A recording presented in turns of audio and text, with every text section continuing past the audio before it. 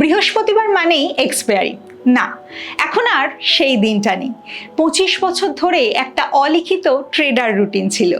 সকালে চা, দুপুরে স্ট্র্যাটেজি আর বিকেলে থ্রিলিং এক্সপায়ারি। সেই এক্সপায়ারি ডে বৃহস্পতিবার এখন খানিক ইতিহাস, কারণ 2025 থেকে সব F&O কন্ট্রাক্টের নতুন ঘর বদল হয়েছে। এখন এক্সপায়ারি হবে মঙ্গলবার। কেন, কিভাবে, চলুন ফিরে দেখা যাক এক্সপায়ারির রূপকথা।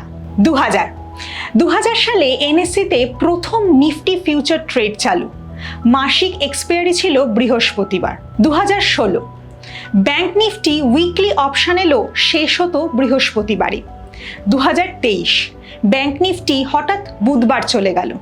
2025 সেবির পক্ষ থেকে এক্সচেঞ্জকে বলা হলো মঙ্গলবার বা বৃহস্পতিবারের মধ্যে একটি বেছে নিতে। NSE ডিসিশন নিল, লেটস ব্রেক দ্য ট্র্যাডিশন, এখন থেকে মঙ্গলবারেই এক্সপায়ারি।